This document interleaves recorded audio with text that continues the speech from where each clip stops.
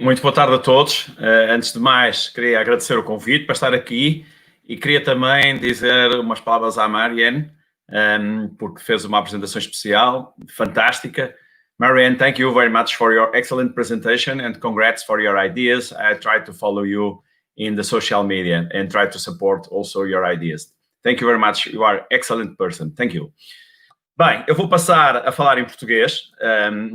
Para isso vou partilhar o meu ecrã e aquilo que eu vos venho falar é um pouco sobre aquilo que eu tenho trabalhado nos últimos anos, que é sobre o papel do stress e da fadiga no mundo corporativo. Antes de mais, como presumo que 99% das pessoas não me conheçam, a minha atividade principal é ser professor. Eu sou professor na Universidade do Porto. Sou professor na Faculdade de Desporto e dou aulas nas pós-graduações, em algumas pós-graduações da Faculdade de Medicina. E a minha atividade principal é ser professor de Fisiologia. A Fisiologia é a ciência dos porquês, é a ciência de como é que estuda a forma como o nosso organismo reage a diferentes estímulos, seja a altitude, seja a hipóxia, seja a resposta a uma bactéria, seja a resposta a um vírus, por exemplo, como nós estamos agora a sofrer com o SARS-CoV-2, seja, e uma coisa que me interessa muito, seja ao stress e seja à fadiga.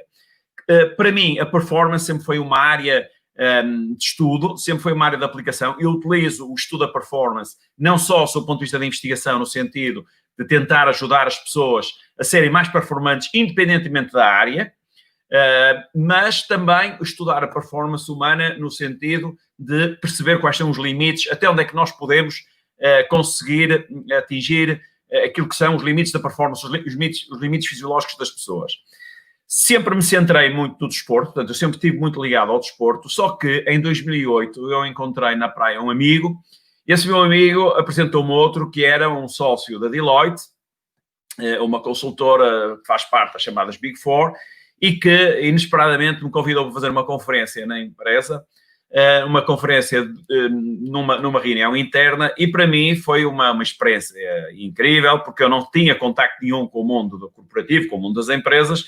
Mas, imediatamente após lá ter chegado, percebi uma coisa. Percebi que a forma também como as pessoas estavam a trabalhar era completamente disfuncional. Ou seja, encontrei um mundo novo, muitíssimo interessante, em que também as pessoas estavam muito longe de ser aquilo que muitas vezes se designa como atletas corporativos. Porque hoje, se nós pensarmos, quem está à frente de uma empresa tem que ter um estado de performance, fundamentalmente performance mental, muito apurado, exatamente quase como um atleta. E, portanto, eu percebi que aquilo que eu fazia com os atletas, aquilo que eu depois também comecei a fazer com doentes, porque eu, entretanto, comecei a desenvolver programas de exercício para pessoas doentes, podia também ser utilizado no mundo das empresas. E se nós olharmos um bocadinho para a forma como as pessoas estavam a trabalhar até antes do Covid, eu acho que vocês concordam comigo que há 3 ou 4 grandes aspectos. O primeiro é este, never offline.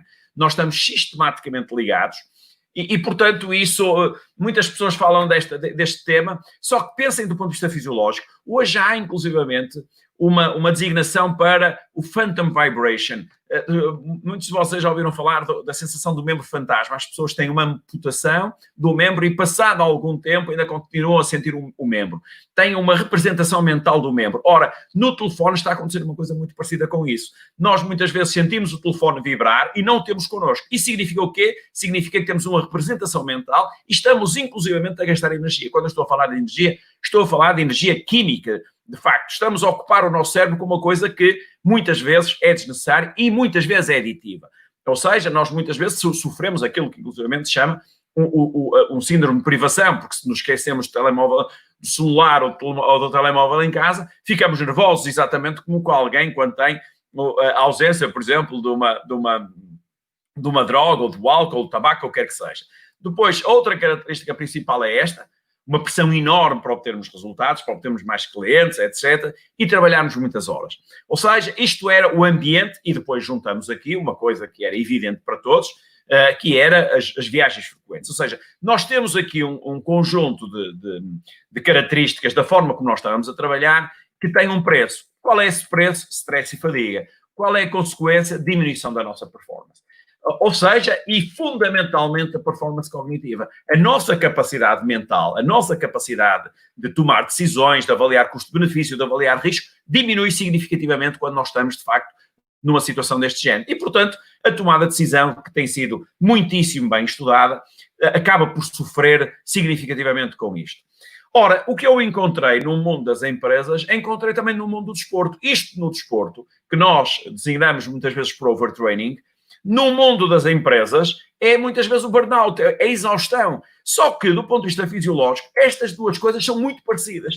E, portanto, se são muito parecidas, é possível aplicar os mesmos conhecimentos, os mesmos princípios, o mesmo racional para a fadiga cognitiva e para a fadiga física e cognitiva também. Ou seja, é muito interessante porque reparem, eu nas empresas, eu no mundo das organizações, eu não falo sobre liderança, team building, motivação, capacidade de superação, resiliência. Não, eu falo exatamente das mesmas coisas que falo com os atletas. Ou seja, o que é que eu percebi? É que isto hoje, como nós estamos a trabalhar, é como se fosse uma equação em que no numerador nós temos a forma como estamos a trabalhar e isso, com toda a sinceridade, nós temos muita dificuldade em alterar. O que faz a grande diferença nos atletas, nos doentes, no mundo corporativo, é a forma como nós conseguimos acomodar, como é que nós conseguimos reagir a esse nível de stress e de fadiga. Se repararem, é o mesmo que acontece a um atleta. Um atleta, qual é um bom atleta? Um atleta que, apesar depois de um treino muito intenso, no dia seguinte está pronto para treinar outra vez, e pronto para treinar outra vez, e depois de uma competição consegue dormir tranquilamente e no outro dia está pronto para treinar. Qual é o atleta que tem problemas na sua performance? O atleta que não consegue recuperar de um dia para o outro, que inflama um cotovelo, que inflama um joelho. Ou se pensarem, por exemplo, na doença, é exatamente a mesma coisa. Um doente, por exemplo, oncológico, quando está... O que é um doente oncológico com uma boa perspectiva de sucesso? É um doente que não precisa de interromper os tratamentos, que recupera muito rapidamente os tratamentos para os outros, nas sessões de quimio, recupera, e aquele doente que tem que interromper, esse doente vai ter mais problemas. Exatamente como no mundo corporativo. Qual é a pessoa? Eu hoje de manhã, por exemplo, fiz um webinar de 2h30. O que é que eu percebi? Que eu tinha que recuperar imediatamente para estar aqui a falar com vocês outra vez, porque eu, entretanto, de tarde tive também mais 2 calls. Ou seja, aquilo que eu já percebi que faz diferença é a nossa capacidade de absorver isto, porque esta forma de trabalhar nós não vamos conseguir alterar. E depois, tudo isto veio ainda complicar mais com o momento que estamos a viver. E se nós olharmos para a forma como estávamos a trabalhar, never offline, longa pressão, muitas horas de trabalho, longas viagens, juntamos ainda agora isto, que é isolamento social. Lembrem-se que nós há muito pouco tempo estávamos a discutir os open space e a necessidade que as pessoas tinham de estar em conjunto, da inteligência emocional, das relações entre as pessoas, etc. E hoje estamos isolados, estamos a fazer teletrabalho. Há pessoas que, inclusivamente, a minha experiência hoje a fazer webinars para muitas empresas, muitas pessoas relatam, inclusivamente, que têm maior produtividade no teletrabalho, mas é uma situação que para a maioria das pessoas é muito estranha. Estamos sobre uma pressão social muito grande. Quando nós, agora, por exemplo, as pessoas começam a regressar aos escritórios e percebe-se, de facto, se um colega tosse, se um colega espirra, eu estou na universidade, tenho exatamente esse... É como uma pressão social, nós estamos e fundamentalmente isto, que é a incerteza. E a incerteza é, para o nosso cérebro, uma coisa que tem um peso muito grande, porque é uma incerteza, reparem, e relativamente à doença, propriamente dito, todos os dias vêm notícias diferentes, é cloroquina, são os anticoagulantes, é agora que afinal o vírus é airborne, ou seja, é uma vacina, há não sei quantas vacinas que estão para sair, uma vai sair em outubro, outra vai sair em setembro, há uma incerteza completa relativamente à doença e há uma incerteza completa relativamente à economia. Ou seja, as pessoas hoje vivem como se tivessem quase uma nuvem na cabeça, uma nuvem quase de preocupações subliminares, nós quase não nos apercebemos disto, mas isto acaba por nos desgastar muito. E, portanto, muitas vezes acontece isto que nós vemos aqui. O que nós estamos a perceber, e hoje já há dados sobre isso, e do outro dia estava num webinar com um colega de psiquiatria da Universidade do Minho, a dizer, por exemplo, que pelo menos em Portugal é isso que está a acontecer internacionalmente, pelos relatórios que eu tenho visto, é o que está a acontecer. Por exemplo, o consumo de drogas psicoativas aumentou imenso, as benzodiazepinas aumentou imenso. Em Portugal, por exemplo, o número de SOS suicídio recomeçou a receber mais telefonemas, a Associação de Apoio à Vítima começou a receber mais telefonemas. Porquê? Porque nós estamos muito mais estressados, estamos muito mais cansados, estamos muito mais reativos e muito menos tolerantes. Então, reparem, este ambiente que nós temos é um ambiente altamente propício a stress, a fadiga e, fundamentalmente, a um impacto na saúde mental brutal. Nestes webinars que eu tenho feito, o que é que as pessoas me vão dizendo? Por exemplo, alterações de sono. A maioria das pessoas está a relatar que não está a dormir de uma forma adequada. Menor capacidade de concentração, tem muito mais dificuldades em concentrar-se, distraem-se, porque é óbvio que quem está a trabalhar em casa, com boas condições, sem ninguém o perturbar, eu acredito que até seja mais produtivo. O problema é que a maioria das pessoas não está a trabalhar assim, não tem boas condições ergonómicas, não tem uma boa sala para trabalhar, têm crianças em casa, têm familiares, não têm boas condições, e isso acaba por ser muito mais cansativo e, portanto, as pessoas, inclusivamente, chegam ao fim do dia mais cansadas do que quando nós estávamos antes da fase Covid. Alterações das rotinas de trabalho. Posso-vos dar um dado muito interessante que foi agora publicado há relativamente pouco tempo sobre os registros hidrográficos em Lisboa e no início do estado de emergência, pelos registros hidrográficos, consegue saber as horas a que as pessoas tomavam duche e passou das 7h30 e às 8, a maioria da população tomava banho entre as 7h30 e as 8, passou a tomar entre as 9h30 e as 10 horas da manhã. Significa que nós alteramos rotinas, nós alteramos horários das refeições, nós passamos a estar muito mais reativos e muito menos tolerantes. E, portanto, nós hoje sabemos uma coisa que muitas vezes se utiliza na economia, que eu não gosto, mas é um tema, não há almoço de grátis, mas na biologia que não há mesmo. Nós vamos pagar um preço.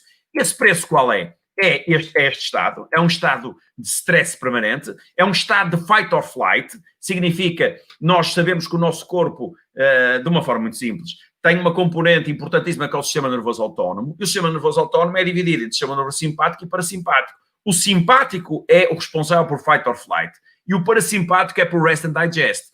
O simpático acelera e o parasimpático trava. Ora, nós estamos sistematicamente sobre o efeito do sistema nervoso simpático. Esta é uma imagem que é, se calhar, muito comum a todos nós. Só que é muito parecida com o desporto.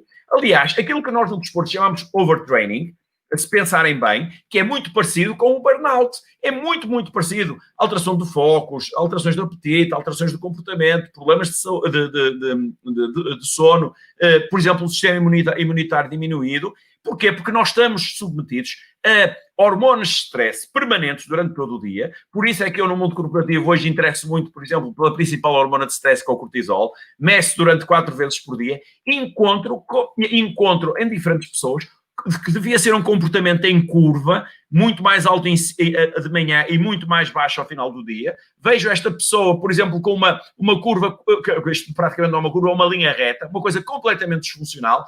Uma pessoa a acabar o dia praticamente com cortisol, como se fosse fadiga adrenal. Vejo, por exemplo, este é um exemplo de uma pessoa com 38 anos, de um board de uma empresa muito conhecida, com uma testosterona livre de 5,21, portanto, o equivalente a uma testosterona de um idoso de 80 ou 90 anos, e as pessoas, uma hormona folículo-estimulante e LH muito baixas, e podem dizer assim, está bem, mas isso está muito relacionado com o sex drive. Não. A testosterona é decisiva para a tomada de decisão, é decisiva para a concentração, para a memória, para o foco. Nós sabemos isto, por exemplo, nos atletas, que há uma relação entre a capacidade de desenvolver força e a produção de testosterona. Aliás, uma área interessantíssima, que é a neuroeconomia, tem vindo a mostrar coisas deste género. Por exemplo, um artigo publicado na Nature, como sabem, uma revista se não for a Science, é a Nature, quem está em primeiro e segundo lugar com as revistas com maior fator de impacto, publicou um estudo muito interessante em traders da Bolsa de Londres que correlacionava as concentrações de cortisol e testosterona com os ganhos e as perdas na Bolsa. Então, o que é que nós podemos fazer? Eu acho que há 4 coisas, neste momento, que estão de fácil acesso, que nós podemos tentar ajudar. Exercício, nutrição, sono e relaxamento. No exercício, vejam uma coisa interessante. Se vocês colocarem a palavra-chave Exercise and Stress Management no PubMed, vocês vão encontrar quase 4.000 artigos científicos. Se colocarem Exercise and Cognition, vocês vão encontrar mais de 5.000 artigos. Ou seja, há mais que evidências que o grande problema hoje é este, é beware of the chair. Ou seja, hoje o estar sentado é o novo tabaco, é o novo tabagismo. E por 2 razões. Porque nós, quando estamos confinados, ou quando estamos demasiado sedentários, isto é músculo, isto é gordura. O que nos acontece é o seguinte, nós, por exemplo, em Portugal, já está feito o primeiro estudo, aumentou em cerca de 23% o peso da população neste estado de confinamento. Portanto, aumenta muito a gordura, diminui a massa muscular. Qual é o problema? Diminui a dispêndio de energia, criamos um balanço energético positivo. Isso significa que nós comemos mais do que aquilo que gastamos, depositamos mais gordura e depois acontece aqui uma coisa importantíssima que é esta, que é a inflamação. Porque as células do tecido gordo são altamente pró-inflamatórias e a inflamação é péssima para o cérebro. Não só para a saúde, mas péssima para o cérebro, para a nossa capacidade cognitiva. E, portanto, quando nós fazemos exercício, nós alteramos as nossas células, nós alteramos do ponto de vista molecular e celular, as células do nosso cérebro. Isso tem um impacto enormíssimo, não só nos nossos comportamentos, mas como na nossa capacidade cognitiva. É uma coisa extremamente simples que está à nossa mão. Porquê? Porque nós, quando fazemos exercício, promovemos alterações no nosso cérebro, como, por exemplo, libertação de serotonina, que nos dá uma sensação de bem-estar, aumentamos o fluxo sanguíneo, que é que transporta oxigênio para pensarmos bem, para encontrarmos boas decisões, libertamos dopamina, que é decisivo para a motivação, para a concentração, para a aprendizagem, e isto, Brain Derived Neurotrophic Factor, que é uma substância que é libertada quando nós fazemos exercício e que é decisiva para a reparação das ultramicrolesões que nós provocamos no nosso cérebro quando trabalhamos. Então é muito engraçado que nós olhávamos para o exercício há alguns anos apenas para o coração e nós hoje vemos que tem um impacto enormíssimo na nossa capacidade cognitiva. Reparem, aumenta a memória, aumenta a dimensão do hipocampo, que é o local do cérebro onde se alojam as memórias. Tem um efeito incrível. Vejam, por exemplo, tem um impacto incrível no déficit de atenção e hiperatividade. Quem já viu, por exemplo, uma série Netflix que se chama, sem querer fazer publicidade, que se chama Take Your Pills, vai ver que há hoje muita gente a tomar, no mundo corporativo, no mundo das organizações, a tomar Adderall, que é um medicamento para o déficit de atenção e hiperatividade, com imensos efeitos secundários, mas que se sabe que aumenta a capacidade de concentração que é utilizada na doença e as pessoas saudáveis estão a utilizá-las. Porquê? Porque o grau de fadiga, o grau de exigência é tão grande que muitas vezes tem que se correr de medicação. E, portanto, a minha regra é um bocadinho esta. Sits for 60, move for 3. Eu não estou a dizer que façam maratonas. Mexam-se, a cada 60 minutos, mexam-se 3 minutos. E o que há a dizer sobre a nutrição? Uma coisa muito simples. Reparem, o nosso cérebro gasta cerca de 25% de energia. 25% do oxigênio é gasto no nosso cérebro. E 25% da glicose. Portanto, nós, quando chegamos de manhã e tomamos um pequeno almoço ou um café da manhã para os colegas do Brasil, com um índice glicémico muito alto, e estamos muito tempo sem ingerir, porque estamos a alterar completamente as nossas rotinas, sem ingerir absolutamente nada, nós ficamos num estado que se chama de fasting ou de hipoglicemia subclínica. Ora, isto provoca uma coisa, independentemente de haver pessoas que são favoráveis ao jejum intermitente, mas isto provoca uma coisa, e isto está muito bem demonstrado, uma coisa que é angry and angry. Em inglês é muito interessante porque as palavras são muito parecidas, que é ficamos zangados e ficamos com fome. E isso não é bom para o nosso cérebro, não é bom para tomarmos decisões, não é bom para avaliarmos custo-benefício nem risco sequer. Ou seja, hoje nós sabemos que a alimentação influencia a memória, o foco, a cognição, o estado de espírito, a saúde mental, a longevidade, a performance, a diminuição do risco de problemas mentais. Então, tal como eu digo aos atletas, food for training, nós temos que dizer food for thought. Nas empresas, temos que comer para pensar e nós conhecemos alimentos que são altamente estimuladores da nossa capacidade cognitiva. Só que, no momento atual, nós temos um perigo. Qual é esse perigo? Vejam, isto é um cérebro, o que vocês estão aqui a ver é sangue, na parte, portanto, onde estão os olhos aqui, isto é nuca, isto é a parte da frente, isto é o córtex pré-frontal, o ventromedial, e quando eu consigo gerir o meu stress, consigo pôr aqui sangue em quantidade suficiente, que põe esta parte ativa e consigo tomar uma boa decisão, avaliar custo-benefício, regular as minhas emoções. O problema é quando eu estou muito cansado, muitas vezes eu não consigo fazer isso. E, portanto, o que é que eu preciso nestas circunstâncias? De dopamina para me acalmar. Eu preciso de qualquer coisa que me acalme, que me dê uma sensação de bem-estar. E o que é que está normalmente, digamos, mais perto? Isto, o comfort food. Aquilo que se chama comfort food. Ou seja, alimentar a nossa alma. E, portanto, hoje corremos esse risco. Aliás, quem andou nos social media logo no início da pandemia viu que o Facebook estava inundado de pessoas a partilhar receitas de bolos, disto e daquilo, porque estavam em casa, tinham mais tempo e, de facto, as coisas salgadas e as coisas doces, normalmente as coisas mais calóricas, na realidade produzem mais dopamina e dão essa sensação de bem-estar. E, portanto, nós temos aqui um risco acrescido. Terceiro aspecto, o sono. Nós estamos com perturbações de sono severas. As benzodiazepinas, por exemplo, aumentaram significativamente, e um dos efeitos, como nós sabemos, é sobre o sono. Ou seja, o que diz a investigação é que nós devemos dormir entre 7 a 9 horas. Nós não estamos a dormir isso e, fundamentalmente, não estamos a respeitar os ciclos de sono. Os chamados rapid eye movement dos olhos.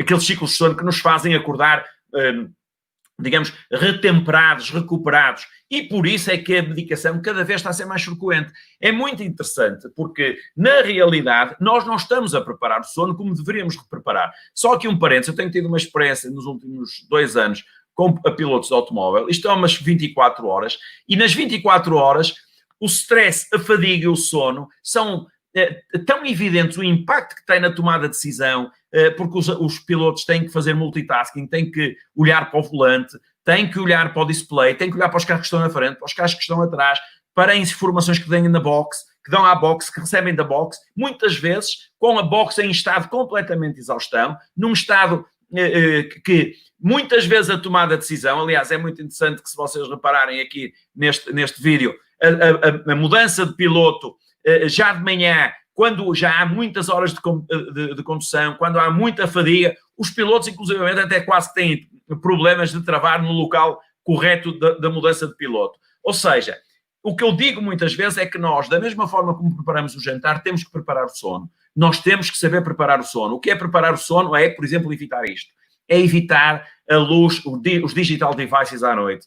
Isto é o que eu faço aos pilotos. Os pilotos fazem, quando eu quero que eles acordem rapidamente, para entrarem no carro, nós damos-lhe uns óculos com luz azul e verde, que aumenta a estimulação, faz parar a produção de melatonina.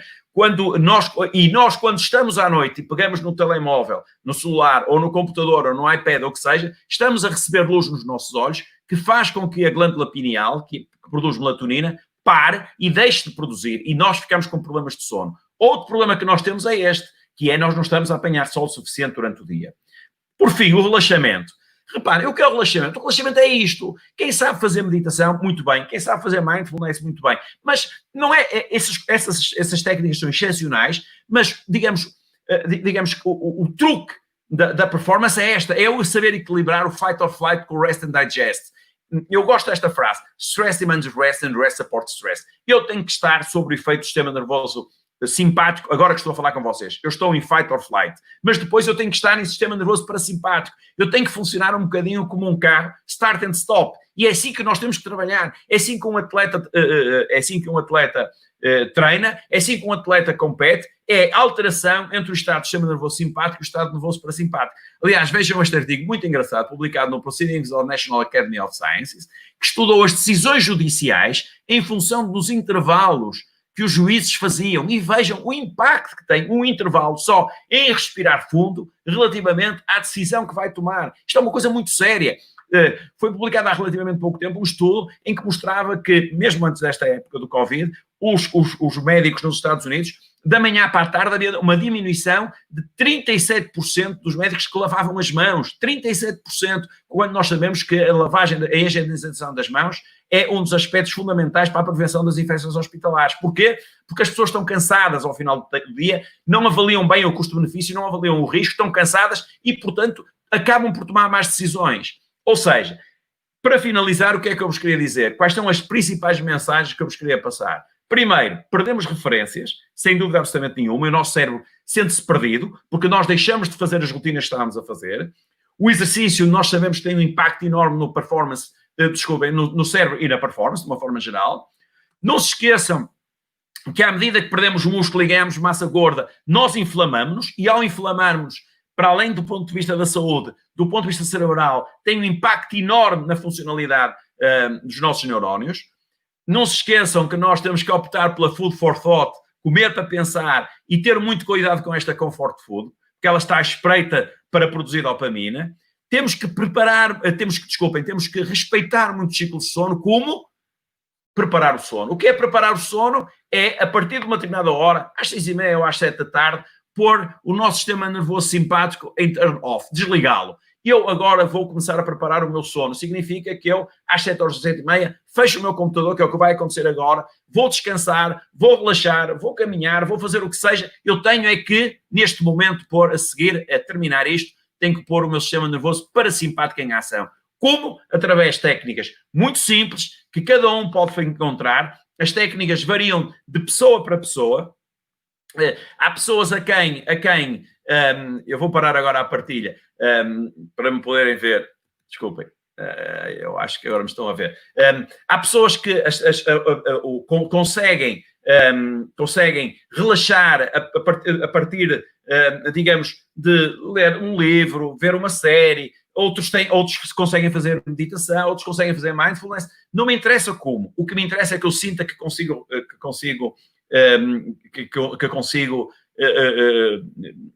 recuperar. E, portanto, a minha mensagem final é, mesmo assim, dizer às pessoas, nós estamos a trabalhar numa fase extremamente intensa, como se tivéssemos quase que uma nuvem na nossa cabeça, subliminar, nós não nos conseguimos aperceber que estamos a fazer, que estamos sob essa influência de um fator adicional de stress e fadiga, e isso tem um impacto muito grande, seja na nossa performance, seja na nossa saúde, seja no nosso bem-estar. E, portanto, lembrem-se daquela frase que eu gostei, que é rest supports stress and stress demands rest. Nós temos que estar com o nível de stress que eu estou agora a falar para estar fisicamente, mentalmente ativo, mas eu depois vou ter que parar, como start and stop. E é isso, acho eu, que é a base fundamentalmente da performance de alto nível, seja em atletas, seja em doentes, seja no mundo corporativo. Muito obrigado a todos e tenham um bom dia e, mais uma vez, muito obrigado à organização pelo convite que me fez. Muito obrigado a todos e muito boa tarde.